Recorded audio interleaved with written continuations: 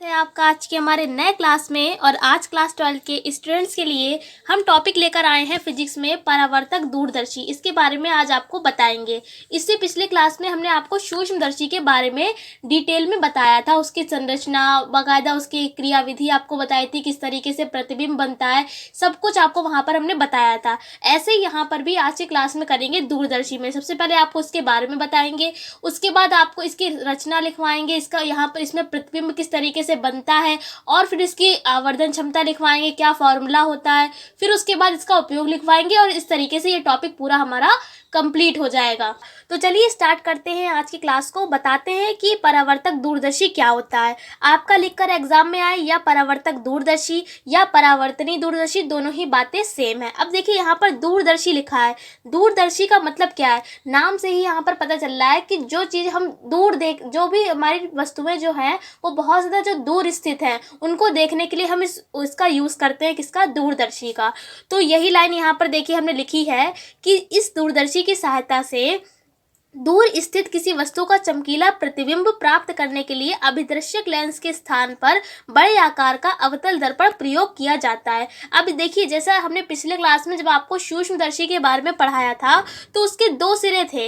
एक इधर साइड में लगा था अभिदर्शक लेंस और इधर साइड में लगा हुआ था नेत्रिका या अभिनेत्रक लेंस। लेकिन जो परावर्तक दूरदर्शी है, इसमें जो ये जो होता है अभिदर्शक लेंस, यानी कि जो ऑब्जेक्टिव लेंस होता है, उसके स्थान पर हम क्या यूज़ करते हैं? एक बड़े आकार का अवतल दर्पण यूज करते हैं। अब अवतल दर्पण क्या करेगा? जो बहुत ज़्यादा दूर वस्तुएं होंगी उनको हमें साफ दिखाने के लिए इसका यूज करते हैं। ठीक है, अब बताते हैं इसकी रचना के बारे में। यानी कि अब यहाँ पर आपको बताएंगे किरण आरेख। अगर आपका क्वेश्चन में पूछा जा रहा है कि परावर्तक दूरदर्शी का किरण आरेख बनाइए, ठीक है, क्या कहा जा रहा है? किरण आरेख बनाइए। तो आप क्या करेंगे? केवल ये जो हम बनाया है यहाँ पर आप केवल इतना बनाएंगे। और अगर कहा जा रहा है कि इसको समझाइए भी, तो अभी आपको जब लिखवाएंगे प्रतिबिंब का बनना, यानी प्रतिबिंब किस तरीके से बनता है इसमें, वो आप लिख देंगे। ठीक है, उम्मीद करते हैं इतना आपको समझ में आ गया होगा। पहले आपको समझा देते हैं कि यहाँ पर ये किस तरीके से इस चित्र को बनाया गया है। तो देखिए, सबसे पहले यहाँ पर ये लगा हुआ है अवतल दर्पण। क्या है? अवतल दर्पण। आपको ये बात पता है कि अवतल दर्पण जो होता है उसके उभरे हुए भाग पर क्या होती है? पॉलिश होती है। यही पहचान होती है अवतल दर्पण की। अगर इसी जगह पे उत्तल दर्पण होता तो उत्तल दर्पण में क्या होता है? उसमें भीतरी भाग पर, यानी जो अंदर वाला पार्ट होता है, उधर पॉलिश होती है। लेकिन हम यहाँ पर किसकी बात कर रहे हैं? अवतल दर्पण की। तो इसके बाहरी यानी जो उभरा हुआ भाग है उस पर क्या होती है? पॉलिश होती है। ये कौन सा दर्पण कहलाता है? अवतल दर्पण कहलाता है। उसके बाद देखिए ये यहाँ पर लगा रखा है समतल दर्पण। ये क्या है? देखिए बिल्कुल सीधा है, यानी कि क्या है? समतल है, पैरेलल है, यानी कि ये क्या है? हमारा समतल दर्पण लगा हुआ है। उसके बाद देखिए एक यहाँ पर लेंस लगा रखा है, उत्तल लेंस। ठीक है, यानी कि तीन चीज़ें यहाँ पर है। एक है ये अवतल दर्पण, उसके बाद ये है समतल दर्पण, और फिर उसके बाद ये लगा हुआ है उत्तल लेंस। अब देखिए जो भी बहुत ज़्यादा दूर स्थित कोई भी वस्तु है, जब हम उसको देखेंगे तो उसको क्या करेंगे? उस जो अवतल दर्पण है उसके जस्ट सामने रखेंगे।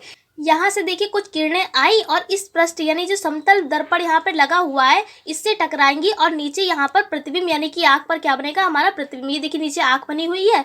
फिर इसी प्रकार से एक और किरण, देखिए दो किरणें आई है ना, फिर ये भी क्या होगा? इस समतल दर्पण से टकराएगी और नीचे प्रतिबिंब बनाएगी। अब जैसा कि जो सूक्ष्मदर्शी था उसमें भी देखिए जो एक पॉइंट ऐसा था जहाँ पर दोनों रेखाएं क्या थी? काट रही थी एक दूसरे को। तो देखिए यहाँ पर भी एक ऐसा बिंदु है। तो ये क्या होगा? इसको हम मान लेंगे ए डैश और बी डैश। ये क्या होगा? इस वस्तु का प्रतिबिंब होगा। यानी जो ये वस्तु ए बी थी ऑब्जेक्ट, इसकी इमेज कहाँ पर बनेगी? यहाँ पर बनेगी, ए डैश बी डैश पर।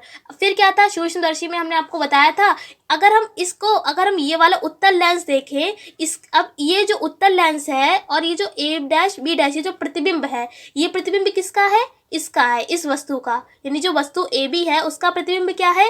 ए डैश बी डैश। लेकिन अगर हम बात करें इस उत्तल लेंस की, तो उत्तल लेंस के लिए ए डैश बी डैश क्या हो जाएगी? वस्तु हो जाएगी। और इसका प्रतिबिंब कहाँ पर बनेगा? A double dash B double dash पर बनेगा। क्या किया हमने? जो पीछे रेखाएं कुछ बढ़ाई हैं, तो ये जिस बिंदु पर काटेंगी वहां पर क्या बनेगा? उस बिंदु को हम मान लेंगे ए डैश बी डैश, और ये क्या होगा?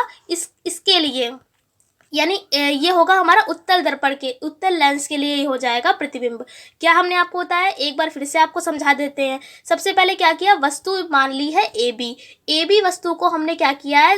अवतल दर्पण के जस्ट सामने रख दिया है। कुछ प्रकाश किरणें आएंगी, इस समतल पृष्ठ से टकराएंगी और नीचे आंख पर हमको प्रतिबिंब यानी कि जो हमें वस्तु है वो दिखाई देने लगेगी। उसके बाद देखिए क्या हुआ है, अगर यहाँ पर जो दोनों पॉइंट मिल रहे हैं ये क्या होगा, वस्तु का प्रतिबिंब होगा, यानी कि ए डैश और बी डैश हमने इसको मान लिया है।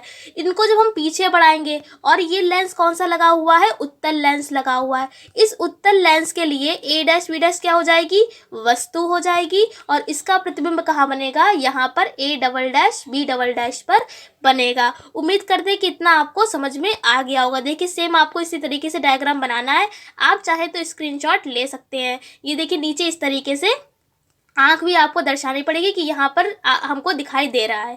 फिर उसके बाद देखिए इसके बारे में लिख दिया है, इसकी यानी कि जो दूरदर्शी होता है किस तरह का होता है, तो हमने यहाँ पर संरचना में लिख देंगे आप कि इसमें एक अधिक फोकस दूरी और बड़े द्वारक का अवतल दर्पण एक चौड़ी नली के सिरे पर लगा रहता है और जिसके साथ एक छोटी पतली नली में कम फोकस दूरी का छोटे द्वारक का उत्तल लेंस लगा होता है और 45 और मुख्य अक्ष से 45 डिग्री के कोण पर एक समतल दर्पण लगा होता है। कुल मिलाकर केवल यहाँ पर जो थ्योरी लिखी गई है केवल इतनी लिखी गई हुई है, अवतल दर्पण, समतल दर्पण और उत्तल दर्पण की बात केवल करी गई है कि किस तरीके से हम यूज यहाँ पर लगाएंगे।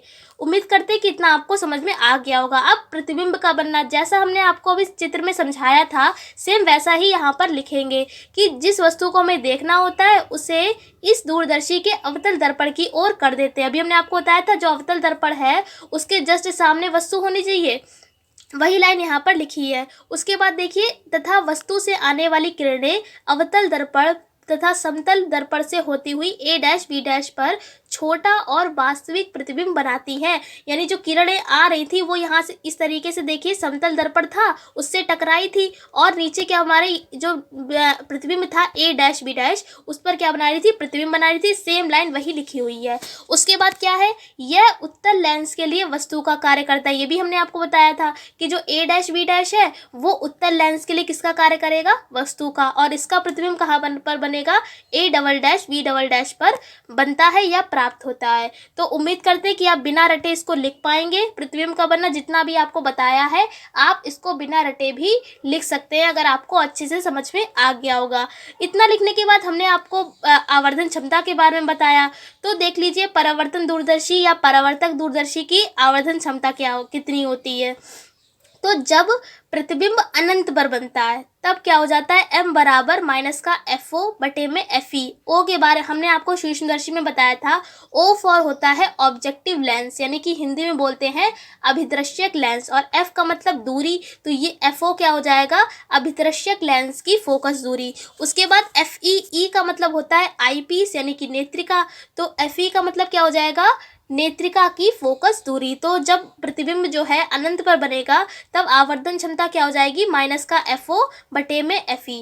फिर उसके बाद अगर प्रतिबिंब स्पष्ट दृष्टि की न्यूनतम दूरी पर बनना है, इसको किससे लिखते हैं, D से लिखते हैं स्पष्ट दृष्टि की न्यूनतम दूरी को, और इसका मान कितना होता है 25 सेंटीमीटर, ये भी हम आपको बता चुके हैं। और जब ये इस पर बनता है तब हमारी आवर्धन क्षमता कितनी होती है, m बराबर माइनस का FO बटे में FE और ब्रैकेट में 1 प्लस FE अपॉन में D। उम्मीद करते हैं कि आपको ये दोनों पॉइंट अच्छे से समझ में आ गए होंगे। और D के बारे में हम आपको बता चुके हैं क्या है, स्पष्ट दृष्टि की न्यूनतम दूरी है। उसके बाद लास्ट पॉइंट और बचा है, इसके उपयोग बता देते हैं यानी कि इसका हम यूज़ किस लिए करते हैं। तो इसके द्वारा बना प्रतिबिंब जो होता है बहुत ज़्यादा चमकीला होता है और इसके द्वारा बने प्रतिबिंब में वर्ण विपथन का दोष नहीं होता, ये इसका उपयोग हो जाएगा। यानी कुल मिलाकर हमने आपको इसके उपयोग, आवर्धन क्षमता, प्रतिबिंब किस तरीके से बनेगा, संरचना, किरण आरेख और इसके बारे में भी पूरा डिटेल में अच्छे से समझा दिया है। अगर वीडियो पसंद आई हो तो वीडियो को लाइक करिए, चैनल को सब्सक्राइब करिए और नीचे कमेंट करके बताइए कि वीडियो आपको कैसी लगी। हम आपसे फिर मिलते हैं एक ऐसे इंपॉर्टेंट टॉपिक के साथ, तब तक के लिए जय हिंद, जय भारत।